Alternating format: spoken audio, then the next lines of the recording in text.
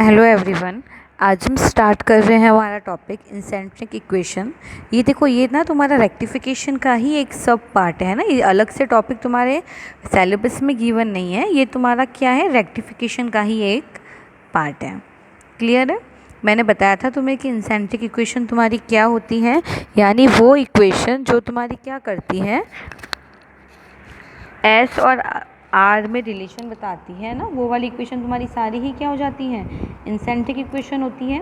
इसकी मैंने डेफिनेशन भी तुम्हें यही लिखवाई थी कि वो इक्वेशंस जो क्या करती है, तुम्हारा रिलेशन बताती है इंसेंट्रिक प्रॉपर्टीज़ के साथ, यानी जो इसका एस होता है और जो इसका फाई होता है, इनके बीच का रिलेशन बताने वाली जो इक्वेशंस होती है वो तुम्हारी क्या होती हैं, इंसेंट्रिक इक्वेशन होती हैं।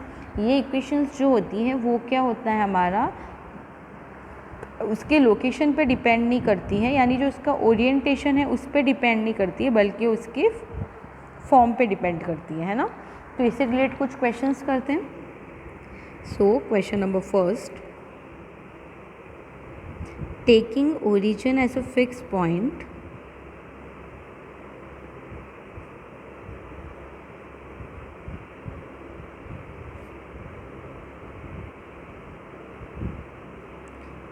find the eccentric equation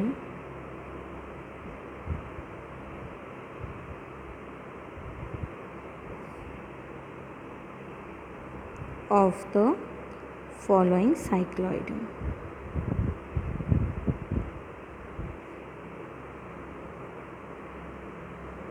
क्या बोल रहा है क्वेश्चन कि taking origin as a fix point, यानी ओरिजिन को फिक्स पॉइंट कंसीडर करके जो हमें गिवन साइक्लॉइड है, साइक्लॉइड की इक्वेशन मुझे क्वेश्चन के अकॉर्डिंग क्या गिवन है, x equal to a theta plus sine theta and y equal to a 1 minus cos theta. ये मुझे साइक्लॉइड की इक्वेशन गिवन है इन अ parametric form.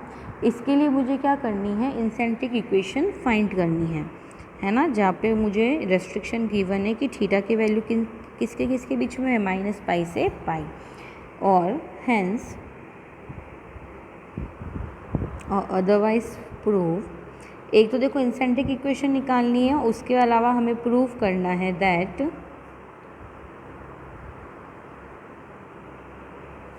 Row square plus s square equal to 16a²। Clear है यहाँ तक? यानी एक ही क्वेश्चन में तुम्हारे दो क्वेश्चन गिवन है कि हमें ओरिजिन को फिक्स पॉइंट कंसीडर करके इंसेंट्रिक इक्वेशन निकालनी है किसी भी साइक्लॉइड के लिए। साइक्लॉइड में मुझे एक्स और वाई गिवन है।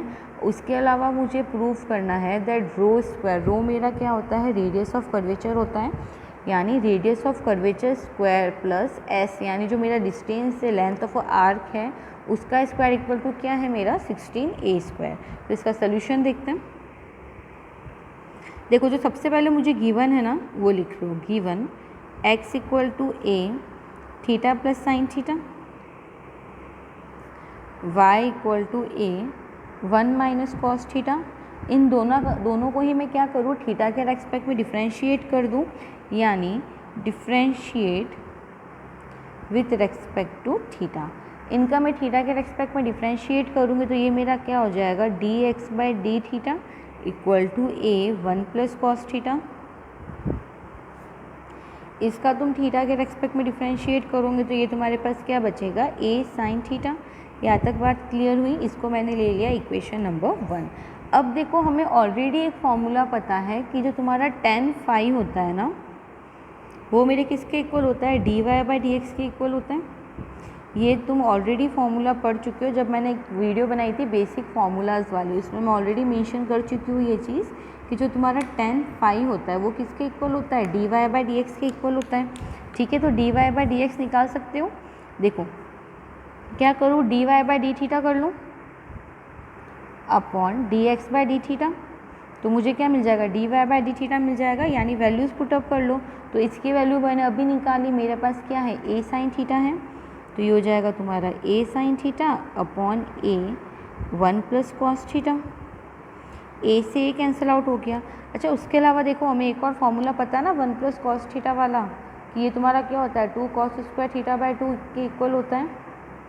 सीधा रख लो इसको, तो ये मेरा क्या हो जाएगा, देखो tan phi equal to sine theta upon 2 cos square theta by 2। अच्छा, साइन थीटा को हम क्या लिख सकते हैं, 2 sine theta by 2 cos theta by 2 भी तो लिख सकते हैं। हमें पता होता है कि साइन थीटा मेरा क्या होता है, 2 sine theta by 2 and cos theta by 2। 2 से 2 कैंसिल हो जाएगा, एक कॉस से एक कॉस कैंसिल आउट हो जाएगा, यानी क्या बचेगा, साइन अपॉन कॉस यानी टेन थीटा बाई 2। दोनों साइड टेन इनवर्स ले लो तो मेरे पास 5 क्या आ जाएगा, थीटा बाई 2। यहाँ तक बात क्लियर हुई कि 5 मेरा क्या आ गया, थीटा बाई 2। इसको ले लो इक्वेशन नंबर 2। यहाँ तक क्लियर हो गया कि हमने क्या किया, सबसे पहले जो गिवन इक्वेशंस थी उनका थीटा के रेस्पेक्ट में डिफरेंशिएट किया, वहाँ से मुझे क्या हो गया, 5 की वैल्यू मिल गई। ये 5 की वैल्यू मेरी क्या है, थीटा बाई 2। यहाँ तक बात क्लियर हो गई। अब मैंने क्या माना कि जो मेरा कर्व है ना, जो साइक्लॉइड वाला कर्व है उस पर मैंने कोई पॉइंट मान लिया P, ठीक है। तो इसका ही जो ओरिजिन से जो इसका डिस्टेंस होगा है ना, तो वो देखो क्या हो जाएगा। सो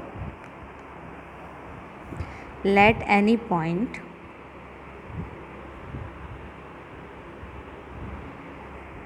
on curve B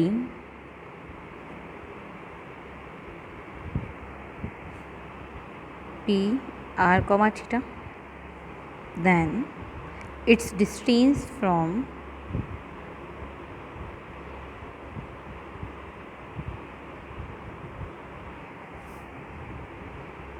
मूल बिंदु यानी ओरिजिन विल बी, देखो कर्व पे तुमने कोई पॉइंट मान लिया, उसके डिस्टेंस लेंगे ओरिजिन से, तो देखो डिस्टेंस वाला फॉर्मूला यानी जो आर्क की लेंथ है वो वाला फॉर्मूला हम लोग अप्लाई करेंगे। तो ये एस मेरा क्या हो जाएगा, देखो 0 से थीटा, लिमिट मेरी क्या लग जाएगी 0 से थीटा, और d x by d theta square plus d y by d theta square, ठीक है। चलो वैल्यूज़ इसमें अगर हम पुट कर देंगे तो ये मेरा क्या हो जाएगा, d x by d theta की वैल्यू क्या हो जाएगी मेरे पास, a 1 plus cos theta square plus a sine theta square और डी थीटा,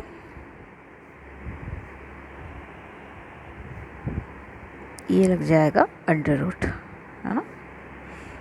चलो इसका ब्रैकेट हम लोग ओपन कर ले तो ये मेरा क्या हो जाएगा, एस इक्वल टू इंटीग्रेशन 0 से theta under root a square 1 square plus cos square theta plus 2 cos theta plus ये मेरा हो जाएगा a square sine square theta d theta. A square का इस ब्रैकेट में मल्टीप्लाई करा लूँ तो ये मेरा हो जाएगा, देखो इंटीग्रेशन 0 से theta under root a square plus a square cos square theta plus 2a square cos theta plus a square sine square theta. अब देखो sine square theta plus cos square theta 1 होता है, ए स्क्वायर दोनों में से common निकाल लो तो क्या बचेगा मेरे पास, a square plus a square यानी 2a स्क्वायर। तो ये हो जाएगा 0 से theta 2a square plus 2a square cos theta under root and d theta. अब इसमें से मैं क्या करूँ, 2a स्क्वायर कॉमन निकाल लूँ, ठीक है। तो 2a स्क्वायर कॉमन निकालोगे तो ये मेरा क्या बच जाएगा,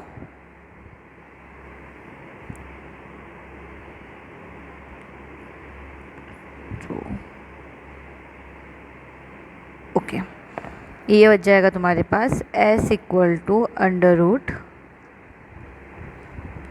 1 plus cos theta d theta, limit क्या चली तुम्हारी 0 से थीटा, ये हो जाएगा 0 से थीटा। और देखो 1 प्लस कॉस थीटा का फॉर्मूला लगाओगे तुम तो ये मेरा क्या हो जाता है, 2 कॉस स्क्वायर थीटा बाई 2 ही तो रहता है। इसका फॉर्मूला ऑलरेडी हमें पता है दैट 1 प्लस कॉस थीटा मेरा क्या होता है, 2 cos square theta by 2, 2 into 2 4 under root 4 a square बाहर निकालोगे तो क्या बचेगा, सिर्फ 2a बचेगा और इंटीग्रेशन 0 से theta and cos theta by 2 d theta. Under root से बाहर निकालेंगे टर्म तो हमारी पावर क्या हो जाएगी, इसकी होल पावर 1/2। अब कॉस स्क्वायर थीटा का अगर मैं इंटीग्रेशन करती हूँ, सॉरी कॉस थीटा बाई 2 का, तो ये मेरा हो जाएगा 4a एंड साइन 1/2 थीटा 0 से theta upper limit minus lower limit कर लो तो ये हो जाएगा 4a साइन थीटा बाय 2। और यही मेरी क्या है, रिक्वायर्ड लेंथ है ना, ये मेरी क्या हो गई, रिक्वायर्ड लेंथ है s। यहाँ तक बात समझ में आई। इसको ले लो इक्वेशन नंबर 3। क्वेश्चन के अकॉर्डिंग मुझे इंसेंट्रिक इक्वेशन निकालनी है। उसके लिए सबसे मैंने क्या किया, सबसे पहले tan फाई निकाल लिया, यानी फाई की वैल्यू निकाल ली थीटा बाय 2। एस तुमने निकाल दिया। अब इस एस में क्या कर सकती हूँ मैं, इस एस में तुम इक्वेशन नंबर जो 2 थी तुम्हारी फाई थीटा बाय 2, उससे क्या कर सकते हो, थीटा को एलिमिनेट करते हो इस इक्वेशन में, तो तुम्हारी एस क्या बन जाएगी, देखो ये तुम्हारा क्या है थीटा बाय 2, और थीटा बाय 2 की वैल्यू किसके इक्वल है, फाई के इक्वल है। डेट मीन्स जो तुम्हारा एस है उसकी वैल्यू क्या आ जाएगी, 4a साइन फाई। ये बात समझ में आई। थीटा बाय 2 की वैल्यू हम ऑलरेडी निकाल चुके हैं कि मेरी फाई के इक्वल होती है, तो फाई के इक्वल इसको मैं रख दूँ तो ये मेरा हो जाएगा s equal to 4a sine phi. और यही मेरी क्या है, रिक्वायर्ड इंसेंट्रिक इक्वेशन। क्योंकि हमें पता है कि इंसेंट्रिक इक्वेशंस क्या होती हैं, वो इक्वेशन जो मेरा s और फाई के बीच का रिलेशन बताती हैं। और जो ये वाली इक्वेशन है मेरी, ये क्या कर रहा है, मेरा s और फाई के बीच का रिलेशन बता रहा है, इसलिए यही मेरी रिक्वायर्ड इंसेंट्रिक इक्वेशन है। यहाँ तक बात क्लियर हो गई। अब देखो क्वेश्चन के अकॉर्डिंग मुझे क्या करना था, ये चीज़ भी तो प्रूफ करनी थी, rho square plus s square equal to 16a square. तो अब इसको प्रूफ करते हैं। ये देखो सबसे पहले जो हमारी इक्वेशन नंबर 4 आई है, यानी s इक्वल टू क्या है मेरे पास, 4a साइन फाई। ये तो मेरी रिक्वायर्ड इंसेंट्रिक इक्वेशन थी। अब देखो मैं क्या करूँ, ये जो इक्वेशन है इसका मैं क्या करूँ, फाई के रेस्पेक्ट में डिफ्रेंशिएट कर दूँ, यानी on differentiate with respect to phi. तो ये देखो मेरा क्या हो जाएगा, ds बाई डी फाई। इसकी वैल्यू किसके इक्वल आ जाएगी, 4a साइन फाई का करोगे तो कॉस फाई। अच्छा, तुम्हें पता है कि तुम्हारा जो रो होता है ना, यानी जो रेडियस ऑफ कर्वेचर है वो किसके इक्वल होती है, ds बाई डी फाई के इक्वल होती है। ये फॉर्मूला ऑलरेडी हम पढ़ चुके थे जब हमने रेडियस ऑफ कर्वेचर पढ़ा था, है ना। तो इसको अब क्या लिख सकते हो, रो लिख सकते हो। तो रो इक्वल टू तुम्हारा क्या हो गया, 4a कॉस फाई। अब मैं क्या करूँ, इसमें दोनों साइड स्क्वायर कर लूँ, है ना। तो स्क्वायर कर लो तो ये क्या हो जाएगा मेरा, rho square equal to 16a square cos square phi. इसको ले लो इक्वेशन नंबर a, ठीक है। अब इसमें मैं क्या करूँ, s स्क्वायर ऐड करके लिख लूँ, यानी s स्क्वायर मेरा क्या हो जाएगा, 4 का square 16a square sine square phi. इसको ले लो इक्वेशन नंबर b। ये थी तुम्हारी equation number 4 by squaring equation number 4। यानी जो मेरा इक्वेशन नंबर 4 था, s equal to 4a sine phi, इसका मैं स्क्वायर करूँगी तो मुझे s स्क्वायर मिल जाएगा। अब मैं इन दोनों इक्वेशन को ऐड कर लूँ तो ये हो जाएगा मेरा rho square plus s square equal to 16a square sine square phi plus cos square phi. और हमें पता है कि sine square theta plus cos square theta मेरा क्या हो जाता है, ये हो जाता है तुम्हारा 1, यानी rho square plus s square equal to 16a square. और यही हमें क्वेश्चन के अकॉर्डिंग प्रूफ करना था। ठीक है, ये वाला क्वेश्चन अच्छे से समझ में आ गया होगा। एक क्वेश्चन और करते हैं। क्या बोल रहा है, फाइंड द इंसेंट्रिक इक्वेशन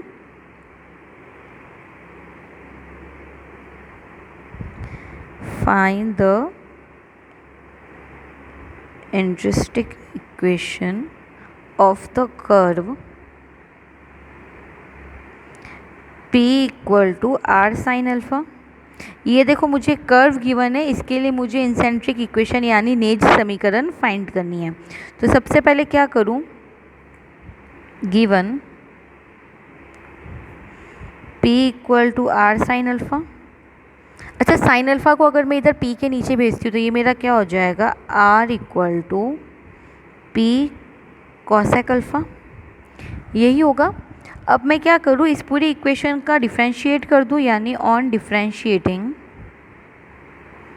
वी गेट, ये हो जाएगा तुम्हारा d r equal to d p cosec alpha, यानी d r upon d p की वैल्यू तुम्हारे पास क्या आ गई, कॉसेक अल्फ़ा आ गई। यहाँ तक बात समझ में आई, इसको मैंने ले लिया इक्वेशन नंबर 1। यहाँ तक बात क्लियर हुई। अब हम क्या करें, सीधा सीधा फॉर्मूला लगा दें, है ना। We know s equal to तुम्हारा क्या हो जाएगा, 0 से r d r upon under root r square minus p square. ये तुम्हारा क्या होता है, सीधा फॉर्मूला होता है। ये भी मैंने जो बेसिक फार्मूलाज लिखवाए थे, है ना, एक वीडियो में, उसमें ऑलरेडी मेंशन्ड है। तो एस तुम्हारा क्या हो गया, इंटीग्रेशन 0 से r d r upon under root r square minus p square. अब मैं क्या करूँ, इसमें वैल्यूज़ पुटअप कर लूँ। तो देखो ये मेरा हो जाएगा 0 से r d r upon under root r square minus p square करोगे तो ये तुम्हारा क्या हो जाएगा, r square sine square alpha, यही होगा। ठीक है, और चलो वैल्यूज सॉल्व कर ले इसको। तो ये हो जाएगा 0 से आर डी आर अपॉन, इसमें से आर स्क्वायर कॉमन निकाल लो तो ये क्या बचेगा, 1 minus sine square alpha. Under root r से जब आर बार आ जाएगा तो ये मेरे पास क्या बचेगा, 0 से r d r upon under root 1 minus sine square alpha. और 1 माइनस साइन स्क्वायर अल्फ़ा मेरा पास क्या हो जाता है, कॉस अल्फ़ा हो जाएगा अंडर रूट से बाहर आके, यानी ये वैल्यू मेरे पास हो गई 0 से r sec alpha d are.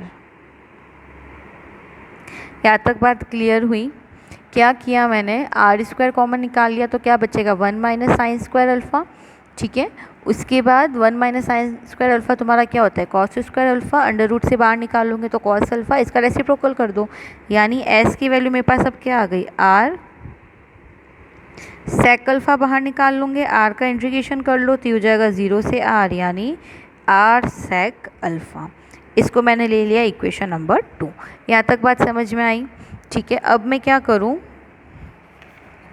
मेरे पास देखो d r by d p आ गया एंड एस आ गया। अब we no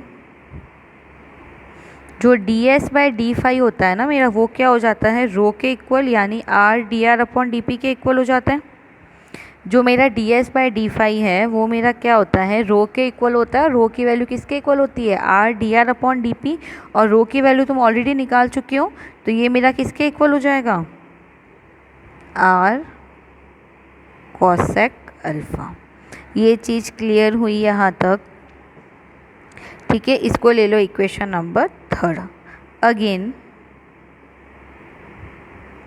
bye equation number 2 and 3।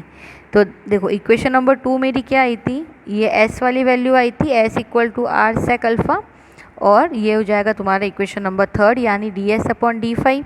तो d s upon d phi की वैल्यू मेरे पास क्या आ जाएगी, ये हो जाएगा तुम्हारे पास, अच्छा इसमें 1 अपॉन एस का मल्टीप्लाई करा दो, है ना। 1 अपॉन एस का मल्टीप्लाई कराऊंगी तो ये मेरा हो जाएगा r cosec alpha upon 1 upon s. S की वैल्यू तुम्हारे पास क्या है, आर सेक अल्फ़ा, आर से आर कट हो जाएगा, यानी 1 upon s d s by d phi की वैल्यू तुम्हारे पास क्या आ जाएगी, कॉट अल्फ़ा आ जाएगी। यहाँ तक बात समझ में आ गई। क्या किया मैंने, जो मेरा इक्वेशन नंबर 3 था इसमें 1 अपॉन एस का मल्टीप्लाई किया। ठीक है, तो इनकी वैल्यूज़ वापस रख ली। D s by d phi की वैल्यू मेरे पास क्या थी, r cosec alpha. 1 upon s की वैल्यू क्या थी, r sec alpha. Values put up कर ली तो इसकी वैल्यू मेरे पास क्या आ जाएगी, कॉट अल्फ़ा। अब मैं क्या करूँ, इसका इंटीग्रेशन कर दूँ, यानी डी फाई को इधर भेज दूँ। फिर मैंने क्या किया, दोनों साइड इंटीग्रेशन करूँगी तो ये मेरा बचेगा देखो लॉग एस, और ये तुम्हारा हो जाएगा कॉट अल्फ़ा 5 प्लस लॉग ए, जहाँ पर लॉग ए तुम्हारा क्या होगा, एक इंटीग्रेशन कांस्टेंट। यहाँ तक बात क्लियर हुई। अब मैं क्या करूँ, इस लॉग को यहाँ पे ट्रांसफ़र करा दो तो ये हो जाएगा log s minus log a equal to cot alpha और 5, यानी 5 कॉट अल्फ़ा। इधर लिख लेते आ गया ना, ये हो जाएगा तुम्हारा log s minus log a equal to 5 cot alpha. अब ये किसका फॉर्मूला है तुम्हारा, log m minus log n का है, तो ये हो जाएगा log s upon a equal to phi cot alpha, दोनों साइड लॉग इन्वर्स ले लो तो हो जाएगा s equal to a e to the power phi cot alpha. ये क्या है मेरा रिक्वायर्ड इंसेंट्रिक इक्वेशन। एक बार वापस समझ लेते हैं। कर्व मुझे गिवन था p equal to r sine alpha, मैंने क्या किया उसका डिफ्रेंशिएट किया तो d r upon d p आ गया। यहाँ से मैंने s फाइंड आउट कर लिया। उसके बाद सीधा सीधा क्या करोगे, वैल्यूज़ पुटअप करोगे। वैल्यूज़ पुटअप करने के बाद उसका इंटीग्रेशन किया and we got the required answer, जो कि मेरा क्या है, रिक्वायर्ड इंसेंट्रिक इक्वेशन है। सो आई होप ये क्वेश्चन सभी को समझ में आ गए होंगे। Thank you so much.